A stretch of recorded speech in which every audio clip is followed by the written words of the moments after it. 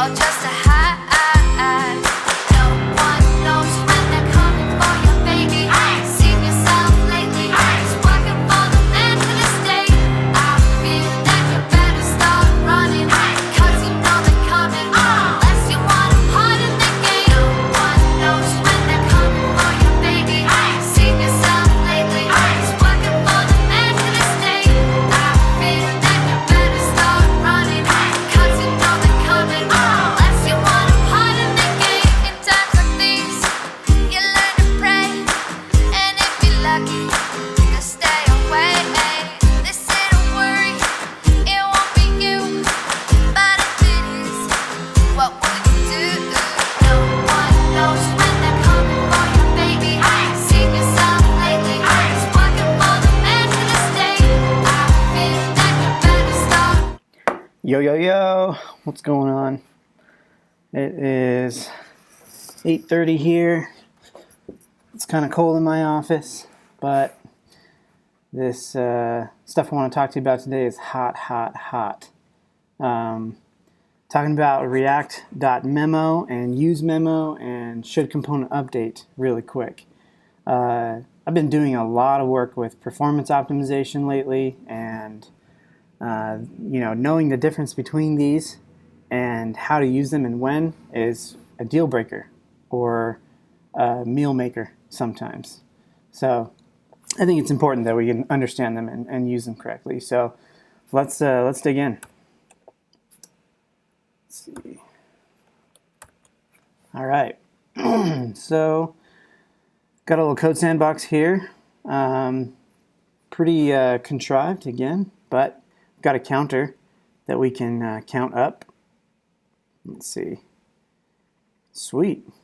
And we've got this function, or let's say we have this component right here which sums our count, two counts together. So it takes A and B, sums them together, shows them as a sum. Pretty simple. Takes our count and puts them into both A and B, sums them up. Just to make it interesting, we'll do the second one times 2. Okay, so we don't need that anymore. We're using hooks. We're using React hooks for the state here. Got the count and set count. React hooks are amazing. If you don't know what they are, you should go look at some of my other videos that talk about them. But basically, they're a way to use component lifecycle and state without using classes, which is awesome. I love it. Okay, so right here, we're not doing any optimization yet. I think summing isn't that difficult, but you know what? Today we're going to pretend that summing these two numbers together is actually really hard, and it's something that we don't want to do that often, or only when we should. So right now, this sum component is just rendering all the time. Every single time that we hit the button, sum is rendering. And say we only wanted to do that when A and B changed. Well, good old classic way of doing it, classic, get it, would be to make a class called sum, and sum can extend React component, and it will have a render function, and it will get A and B from this dot props, and it will return that. Okay, so we have a class, and the old school way of doing this would be on your class you can say shouldComponentUpdate. And this gives you the next props and the next state, but we won't worry about that right now. So if we console log next props, let's bring up our console. When we increment our count, we're seeing our new props, A and B. Warning, shouldComponentUpdate returned undefined instead of a Boolean value. Well, that's because shouldComponentUpdate has to either return true or false all the time. Right now, we're just going to return true because we want it to update all the time. So when we increment it, our sum is getting updated. That's great, but what if we only wanted it to update when A and B change? Well, let's do this. Let's say return. Let's just destructure. Let's do this. Const old props equals this dot props. and we'll say return old props. Oh my goodness, can't type this morning. Old props A does not equal next props B A, or old props B does not equal next props B. So it's only updating now when A and B change, when these props right here change. Let's see, it's only updating when A and B change to, let's see, yeah, perfect. This is like pretty old school. Everybody, if you've been in React at all for the last like 2 years, you've probably heard about shouldComponentUpdate. But see, shouldComponentUpdate was pretty good, and in my opinion, it was a pretty like, it wasn't elegant. It had a little bit of pain points, some pain points, but it got the job done. So where can we go from here? Well, let me show you something that happens with shouldComponentUpdate that we might not want. Let's say we are passing through a style to this sum as well. So we're going to get style off of props, and let's say we just want to style this. We want to style this element here. We'll say style equals color. We'll say on is going to be red, or let's see, green, and off is going to be red. And where are we going to get that color? We're going to get it from some more state. So we'll do on and set toggle, use state, let's start it at true, and then we need a button to change the toggle, so let's just do this HR. We'll call this on to string. Set count. We don't want set count, we want set toggle. And we'll call this button toggle. Okay, so let's get rid of this header. It's kind of getting in the way. Okay, so now we can toggle it true or false, right? And you'll notice that the sum, let's see, true, false, shouldComponentUpdate is checking to see if A and B are equal, and if they are, like if they haven't changed, then it's not updating our style like it should be. Let's just take this shouldComponentUpdate out for a second. What we really want to happen is we want the color to change when we toggle our on to true and false, right? But if we use a shouldComponentUpdate and we're only comparing A and B and C, you can see now it's like, oh, they equal. So if we wanted to do this, we would have to go in and check a bunch of styles, right? But styles is a deep object, and it could get really messy really quickly. So one way to do it would be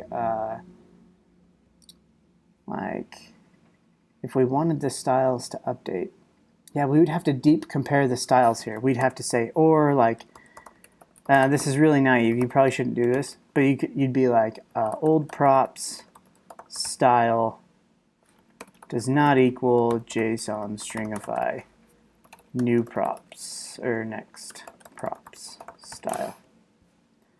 And like now it would update because those styles are changing, but that's really naive, and this can get really expensive really quickly.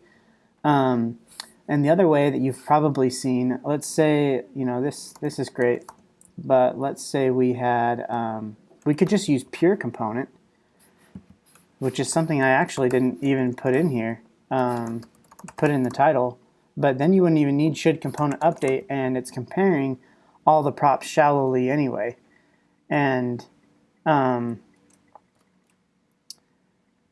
but what pure component is doing wrong is that style, it's always updating, and in fact, to show you that it's always updating, I'm going to say component did update, and we're going to say console log updated. Okay, so you can see that, in fact, let's do this. Let's detach A and B from sum, right? But see, it's still updating, even though we're using pure component. It's still getting updated, even though these aren't changing, but style is changing. You can see this style object is being created every single time that we render. And you do this a lot with like nested configs, or styles is one thing. Class strings can be another problem if you're like combining class objects, or any complex like nested objects. If they're being created on the fly in your render, then pure component isn't going to work. So pure component has that problem. If we wanted to make this a little bit smarter from here, instead of using pure component, in fact, let's just migrate this over, because using pure component is basically the same as using React.memo. So let's move on to useMemo. So we'll say const sum equals memo, right? React.memo, and let's just get rid of this entire thing right here. React.memo is a function. You know what, this is why I love function components, because we can just destructure these right inside of here. And then say it returns a div. Okay. So it's not changing, it's not updating, or yeah, it will be updating because its style is changing, right? So we effectively haven't changed anything here. React memos is really cool because you can basically use pure component. So if you have a component that's not relying on objects like this, like if we took style out, and it was just a div that summed, this would be great, because, we got to add in these again.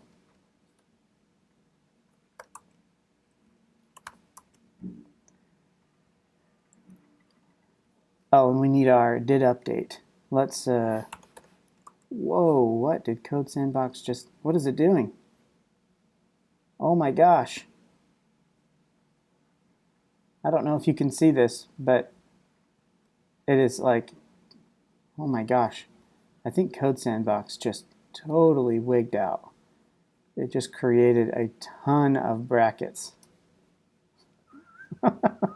Never seen that happen. That's nuts. I think that's a bug. Okay, well, at least it didn't crash it. So we need to know when our component update. So here we'll use useEffect, which is a React hook that's basically almost the same as component did update, but we'll just say, for our intents and purposes, this will work. So we'll say did mount or update. Expected token, useEffect. Am I missing something? Oh, there we go. And we need to bring in useEffect. Okay, so when we increment our count, it says did mount or update. Great, that's working. But see, when we toggle, let's see, I'll clear so you can see it. Toggle A and B. Okay, so it's working because we just toggled on this true or false, and it didn't re-render our sum component because we're memoizing on A and B. That's great. But see, if we were to add back the style thing again, it would be the same problem. Like, style is a deep component. And really what I'm getting at here is that sometimes you can't be so inclusive, like all-inclusive with these memoization strategies. So see, let's reload this, clear the console. This is being very naive, we're just memoizing on a bunch of like shallowly comparing these props up here. So in some cases it works, in some cases it doesn't. But really, I think a better approach that gives you more control is useMemo, and I'll show you why. So say we wanted the style to update all the time, but we only want A and B to update when we have something turned on. So let's do this. This is still very contrived, but we're gonna send through on to our sum component, our summer, and we're going to get rid of React.memo. We want the on prop, and we only want to update the sum when on is true. But we want the style to update all the time. So as it stands right now, that's working. As we toggle this on and off, the style is updating. But even when we're not updating, or even when we're just updating the style, this count is being done too. Let's say this was something expensive. Expensive sum. Right, and let's say const expensive sum was some really expensive function. We'll just call it function sum expensively. You have to do contrived examples when you're doing stuff like this, but you know, and it returns A plus B. But it could be something very intense, and we don't know that, or we might know that, and that's why we want to optimize it.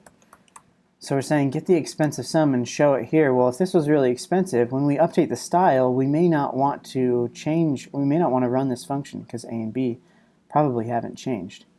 So if we wanted to use a, should component update, well, first of all, if we wanted to use pure component or React.memo, this wouldn't work, because what we're doing is we're saying on some of our props we want to do this, and on some of the other props we want to do this. Pure component and React.memo treat all of your props with the same change detection. So if your props need to be handled differently, which in my opinion I think they all should be handled based on their own circumstances, then you can't use React.memo or pure component. You have to use useMemo instead. So this expensive thing we only want to change when A and B are changed. So, because right now it's running all the time, even when we change the style. Watch, we'll do some expensive console log, some expensive ran. Even when we are updating the style, you can see the expensive function is still running. We wouldn't want that. So what we can do is useMemo, which takes a function and returns a value that's going to be put into here. And the cool thing about useMemo is it only calculates when these objects in this array change. So if we put in A and B here, you'll see that even though I'm toggling the style for the sum component, it's not running the expensive component until I increment the count. That's super cool. That basically means that instead of having to rely on shouldComponentUpdate, where we have to treat all of our props in the same place, we could do really expensive calculations in here too. In fact, we could even do, this is what I really wanted to get at, is you can do memoization pipelines this way. So right now the style is updating on every render. Let's say we had expensive product. Let's say we had an expensive product as well. Let's do another div inside of here.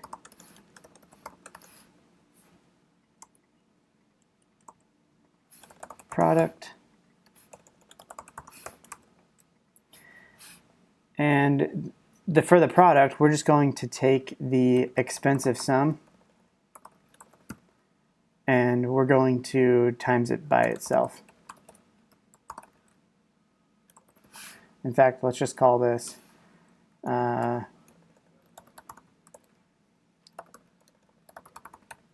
produce expensive or do expensive product.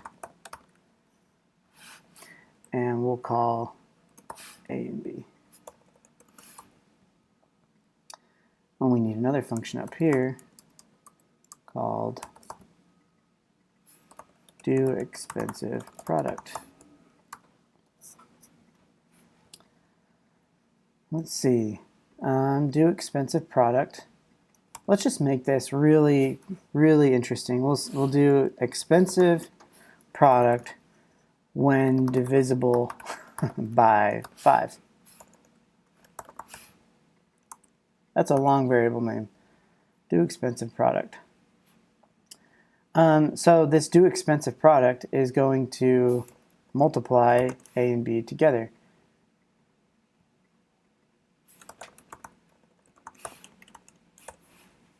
Product ran, sum ran. So right now, they're both happening at the same time because we haven't really memoized expensive. And also, even when we do change the styles, the product is still running. You can see the sum is not recalculating because A and B haven't changed. But this expensive product is still running because it's just in the render function, right? So if we only wanted to change this, when certain things happen, we would use useMemo again with another function, and then we put our change detection right here, and we can get creative right here. We could do useMemo. useMemo. What we could do is we could say we could say should calculate. And right here we can say const should calculate equals expensive sum. Or you know what? We got to get really creative here. We only want this function to run when it's divisible by 5. So should calculate, let's see, only when it's divisible by 5. So we could just do these. We could just say, you know what, when expensive sum updates, update the product too. I mean, that's pipelining right there. So now none of the expensive functions are running when we update the component. The style is still getting updated. It's just skipping these two. But when we update the count, first it's coming in and saying, okay, A and B have changed, so let's run this expensive sum. And we get the expensive sum.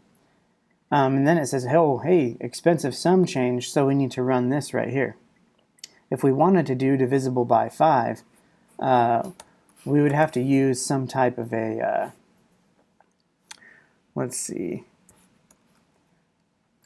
we could say const divisible by 5 equals expensive sum is equals that. And I think if we do that,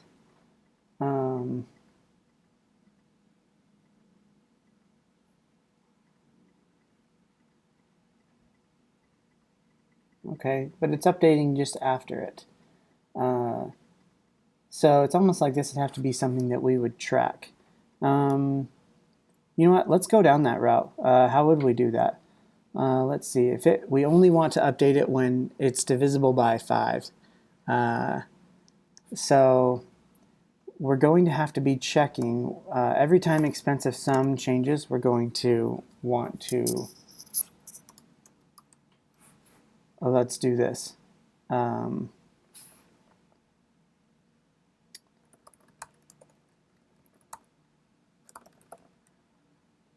We'll do should update. We'll do another useMemo. And we'll say every time that the expensive every time that the expensive sum changes, we're going to return if expensive sum is divisible by 5, then we're going to return the opposite of shouldUpdate, because we just want to like flip that switch so that this one will run down here. Otherwise, we're just going to return shouldUpdate again anyway. And then we can just put this in here, shouldUpdate. So now our styles are still updating. When we increment the count, the sum ran, the product ran. Let's see, sum, okay, and then, okay, yeah, so the first one technically was divisible by 5, because I guess it's 0. I guess there's no remainder, right? And so when we incremented, it was like, hey, expensive sum, not shouldUpdate, shouldUpdate. Let's see, shouldUpdate, or, yeah, I guess I don't understand why the first one is doing that, but so when we increment, it should only be doing it when it's 15. Oh, and when it changes. See, this is such, see, this is pipelining right here. This is like memoization pipelining. This is why, like, trying to do this in a shouldComponentUpdate would be insane. But useMemo, I think, is the way to go. So let's see, if expensive sum changes and the expensive sum is divisible by 5, then, you know what, let's just use some state here. Let's just say const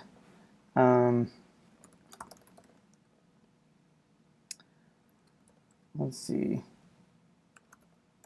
expensive sum ID.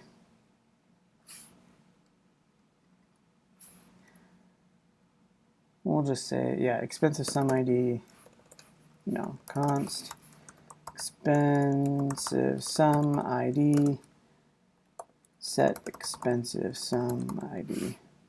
You know, I don't like sum ID.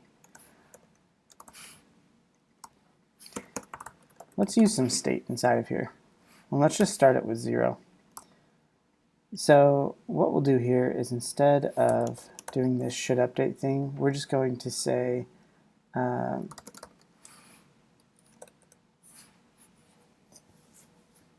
no.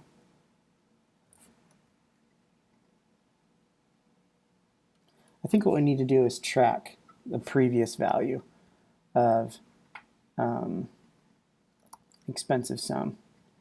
So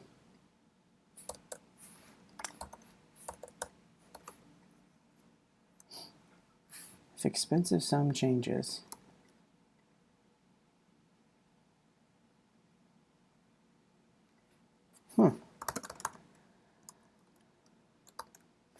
if expensive sum is divisible by 5, then we'll say, oh, we'll just say, yeah, we'll just say const should get product equals expensive sum divisible by 5.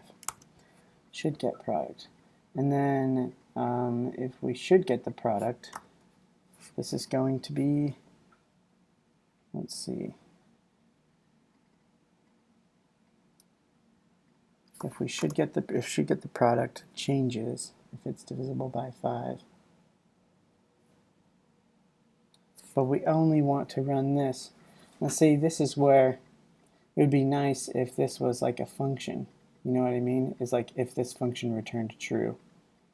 We could probably make our own custom hook to do that, actually. Why don't we do that? Why don't we say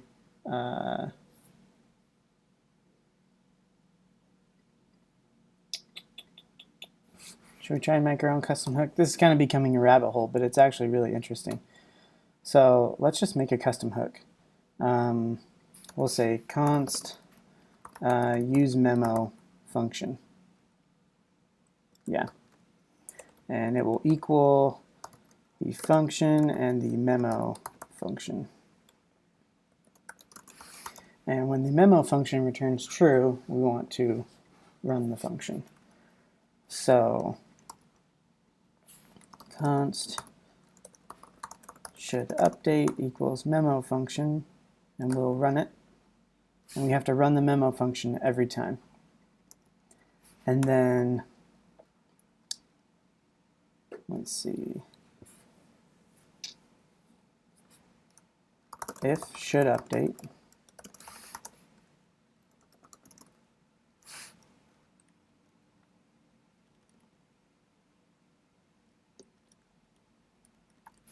we'll say const value, or we'll say const result equals useMemo. No, we're going to kind of make our own little memo thing here. We're going to do, no, let's see, useMemo. Const result equals useMemo.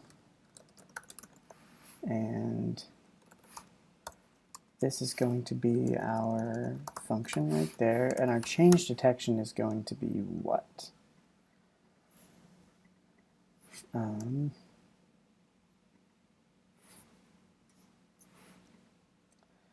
Should update. You know what, we'll do this. Const previous should update.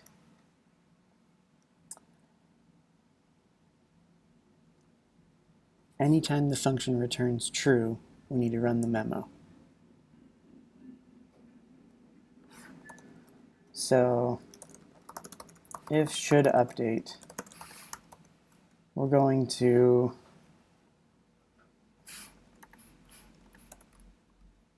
let's use a ref here. Const id equal id ref equals use ref should update. We'll say if it should update, we're going to take id ref and we're going to current equals id ref current plus 1.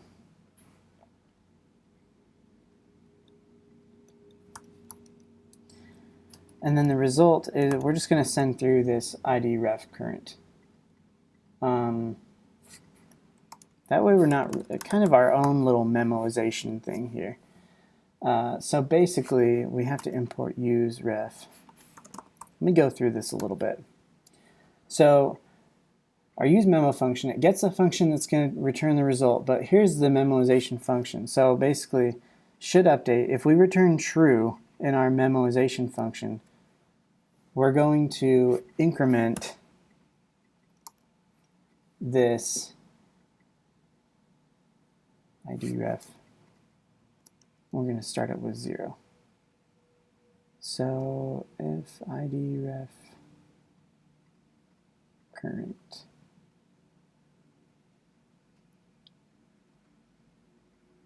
okay, and this is going to run the first time anyway, which is totally fine. So every time that the should update returns true, we increment this this ID, and when the ID changes, we run the memoization function to get the result. Okay, I think this makes sense. Let's use it. Let's put it to use here. So we don't have to do any of this weird stuff here. What we can do is we can memoize on this using the useMemo function, our special custom hook here. And we'll say, you know what, it should only update when expensive sum is divisible by 5. So the product ran because it is divisible by 5 right now. Okay, it's because 0 technically is divisible by 5. But if we increment it, see it says sum ran, did mount. Okay, so neither of them are running. And now if we increment again, once we hit 15, okay, product ran. And it should not run again. This is the problem we had before, is when it was flipping back off from going from a divisible by 15 to not, it was flipping that again and it was running our memoization. We don't want it to. Perfect. So it only updates when it's divisible by 5. Sweet. That's actually a pretty handy hook. I might share that on Twitter or something like that. useMemo function. It's really cool. It's kind of like a little should component update right within here. It's like a should memo, and you can return true or false. Really nifty. Okay, moral of the story is you wouldn't be able to do this type of pipelining if you were doing should component update or pure component. If you're doing pure component or React.memo, you wouldn't be able to do this at all because it treats all of your props in the same bucket with the same change detection. And we don't want to do that because we want it to be very precise about when this hard work, about when these expensive functions should run. So what we have is a sum that's only updating when A and B change, and then we have an expensive product that's only being calculated when that expensive sum is divisible by 5. Whereas before, this component would have been updating the entire time. And what's great too is that we can still update parts of this component, like style, without worrying about running these expensive things. So when we toggle this on and off, we are able to change the style of the component and just avoid the expensive work. Because components, to me, are not all just units of work. They're also units of markup and units of, UI. And sometimes you need your UI to remain responsive all the time, but you may not want to do difficult calculations all the time. So useMemo is the best fit for me, I think. And this useMemo function is actually pretty cool. I'm probably going to use that more. But the important thing to remember here is that style object can update this style even though these aren't running. And you straight up wouldn't have been able to do that with any of the others. This is actually a tactic that I use in React charts. So if you haven't seen it yet, I just kind of rewrote React charts, which is just a little charting library I built to use hooks. And it uses this type of memoization pipeline inside of there. So if we come into source and we look at the main chart file, it's going to be massive, right? But there's a lot of things that go into calculating everything for a chart. And you only want to do those expensive calculations when the appropriate data has changed. Now, I would have been able to split this up into a bunch of separate components and use shouldComponentUpdate. Or I could have manually created my own memoizers using a memoization library. But hooks just made it extremely simple. So you can see I'm making some materialized data here, and it's all in a memoization function. So when data changes, that memoization function updates. And when the materialized data and any of the pre or any of the series types change, we update that materialized data. And then we do that same thing with offset. And we're finding width, height, and axis dimensions, and paddings, and primary axes, and grid widths. And there's all this calculated state that normally would be very expensive to calculate every single render. And it wouldn't make sense to just put it all in a flat, like should component update function. So memoization can really save your butt.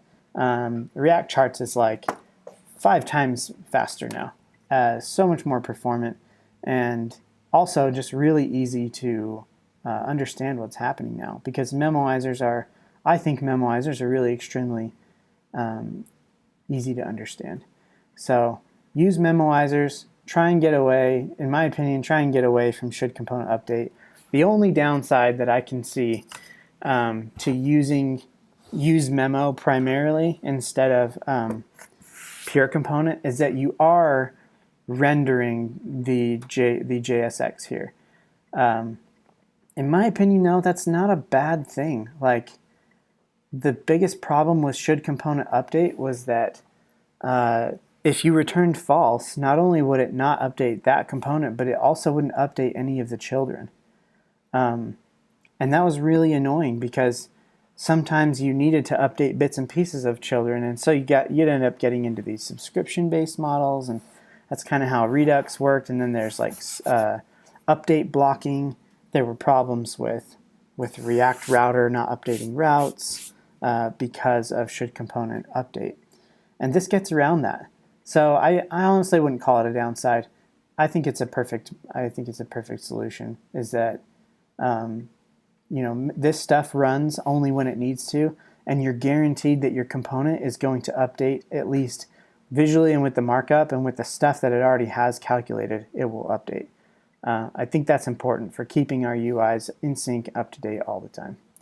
So I hope this was informational for you guys. Whoops. I hope this was informational for you guys. I think memoization is extremely important and highly underrated and underused. If there's any other videos like this you want me to do, I love explaining hooks. React hooks has really changed my perspective on React, and like helped me.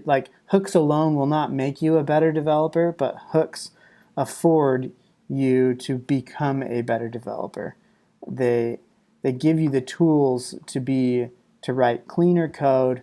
They give you the tools to be more efficient, and I think, there's still some little funny things you can get into infinite loops, but I think that they make you a better developer without trying as hard, I guess is what I'm saying. So use hooks, use useMemo. There's a lot of use with hooks. I think it's going to become an overloaded term, in my opinion. But yeah, hopefully I see you guys tomorrow with another video, and peace out.